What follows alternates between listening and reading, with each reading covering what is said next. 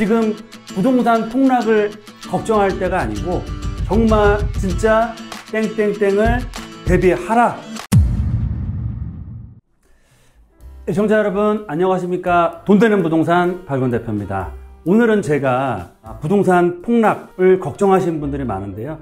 올 가을에 역전세 대란이 난다라는 이슈로 해서 지금 얘기들이 많이 나오고 있습니다. 하지만 지금 부동산 폭락을 걱정할 때가 아니고 정말 진짜 땡땡땡을 대비하라, 대비해야 된다라고 말씀을 드리고 싶어서 이 영상을 준비를 했습니다.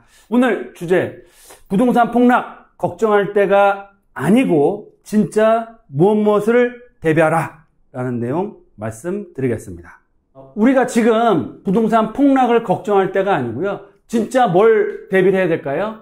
양극화를 대비해야 합니다. 양극화, 뭔지 아시겠죠? 극과 극이 벌어지는 상황을 양극화라고 하는데 양극화 원인이 한 3가지 정도 있습니다. 첫 번째로는 이번 작년 21년 하반기부터 시작된 집값 급락 현상의 가장 큰 원인이 뭘까요? 바로 금리 인상으로 집값 하락이 시작됐죠. 금리 인상과 집값 급락에 대해서 알아보고요. 두 번째는 부동산 규제 완화에 따라서 양극화가 더욱더 심해지고 있습니다. 그 내용에 대해서 체크를 해볼 거고요.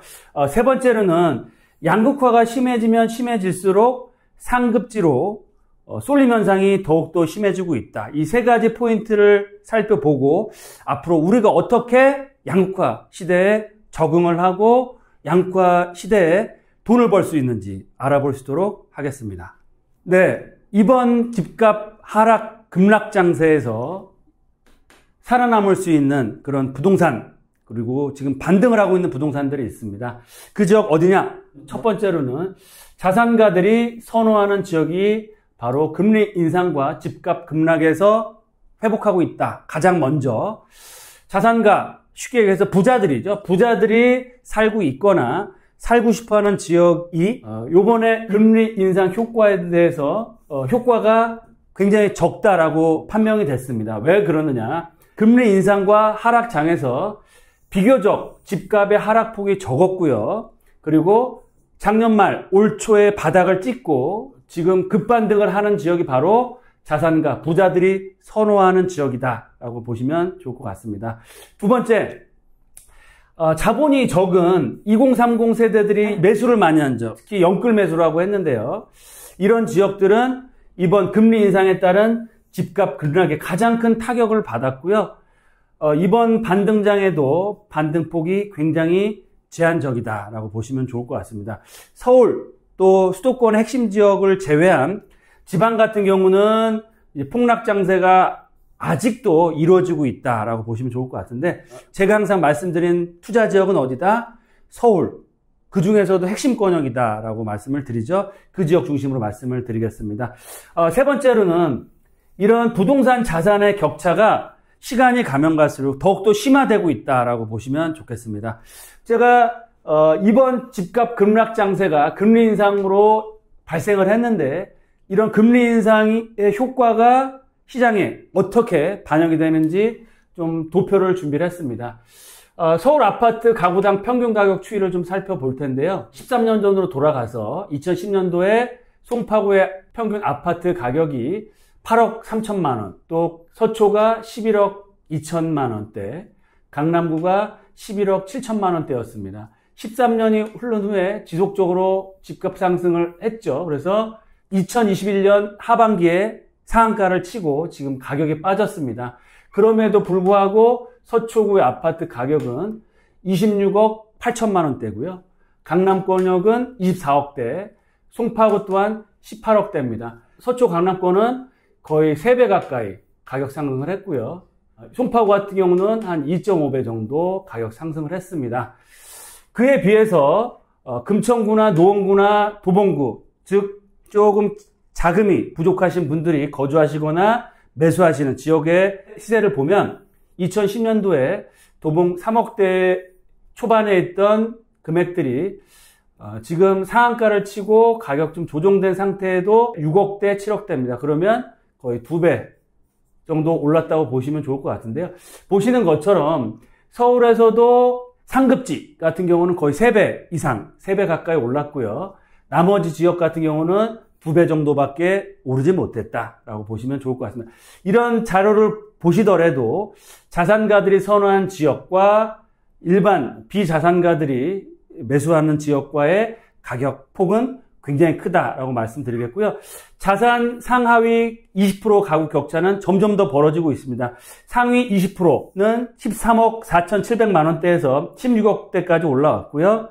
2020년도 기준으로 해서 2020년도까지 하위는 거의 변동폭이 없습니다. 중요한 것은 격차 폭이 58배에서 올해 작년까지는 64배로 해서 격차 폭이 점점 더 커지고 있다라는 데이터가 나오고 있습니다. 그 얘기는 뭐냐면 자산이 많으면 많을수록 자산 속도 증가가 빠르면 빠를수록 선호하는 지역의 집값은 올라갈 수밖에 없다. 그 얘기는 뭐냐면 투자를 하실 때도 자산가들이 앞으로 부자가 살고 싶어하는 지역, 지금 현재는 최상급지가 아니더라도 앞으로 개발 이슈에 따라서 부자들이 투자할 수 있는, 살고 싶어하는 지역에 투자하는 게 핵심이다라는 자료가 되겠고요. 투자 상담은 02-749-6301 선착순 예약제로 운영이 되고 있습니다. 나를 위해, 내 자녀를 위해 바로 전화주세요. 이 양극화 현상의 가장 큰 두 번째 원인은 이번 윤석열 정부가 출범하면서 부동산 규제 완화를 대폭하고 있습니다. 그래서 3가지 정도로 규제 완화에 따라서 양극화가 더욱더 심해지고 있는데요. 첫 번째로는 대출 규제 완화를 했습니다.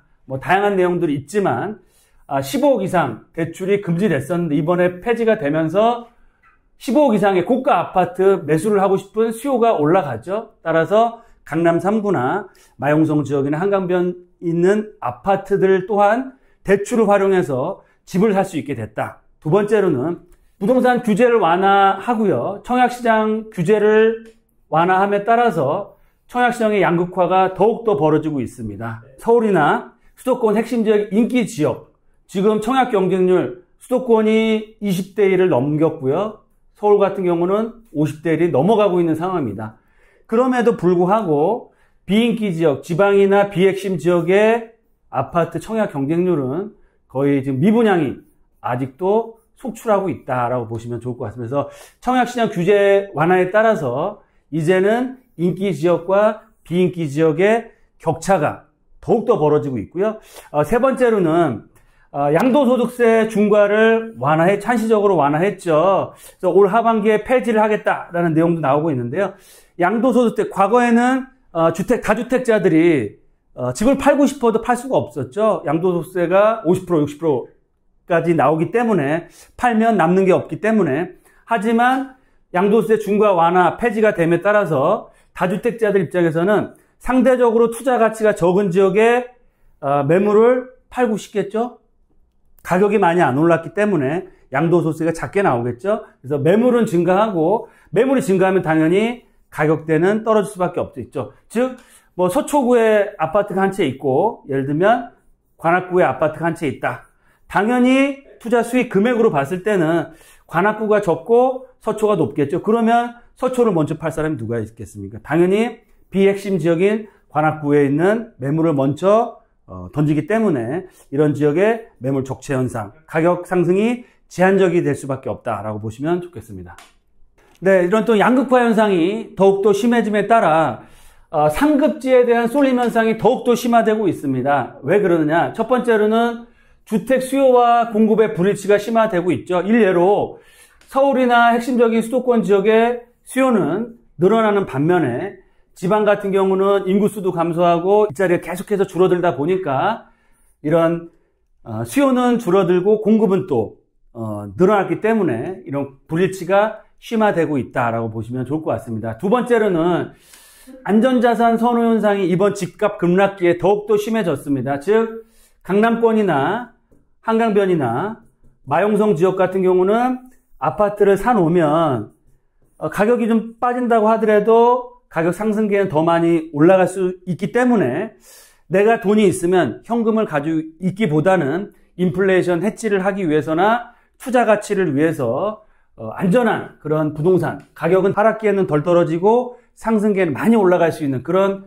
안전자산, 안전지역으로 투자하는 그런 현상들이 더욱더 심해지고 있다라고 보시면 좋을 것 같고요.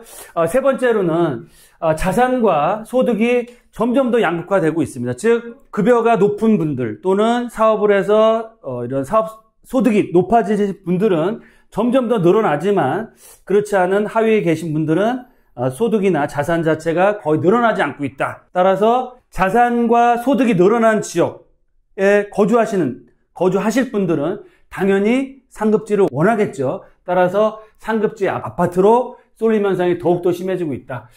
자료를 좀 보시면 올 1분기입니다. 가계동향 조사 결과를 보면 올해 1분기를 기준으로 해서 하위 최하 20%는 3.2%밖에 늘지 않았는데요.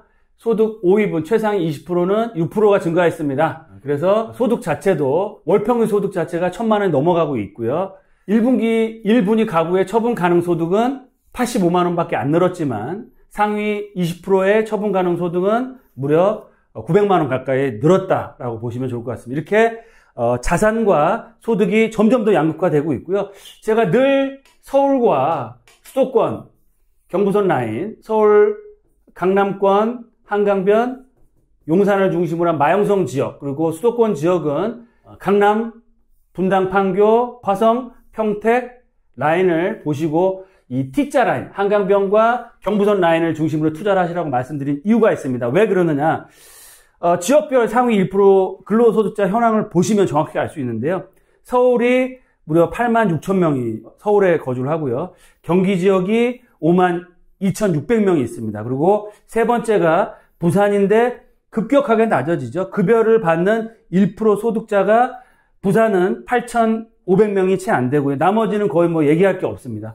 그 얘기는 뭐냐면 서울과 경기에 높은 월급을 받는 사람들이 거의 전부 거주하고 있습니다. 서울과 수도권 비율이 75%가 월급을 받으시는 분들 중에서도 75%가 서울과 수도권에 있기 때문에 당연히 서울, 수도권, 그 중에서도 핵심지, 상급지의 그런 쏠림 현상은 지금도 심하고요. 앞으로는 더더욱 심화가 될 수밖에 없다라고 보시면 좋겠습니다. 네, 투자 포인트를 정리해 드리겠습니다. 정말 부동산 폭락 올 가을에 올까요? 역전세 대란 굉장히 많은 공포를 일으키고 있는데 정부에서도 가만히 있질 않겠죠. DSR 완화를 해서 역전세난을 좀 막아보겠다라는 얘기를 하고 있고요.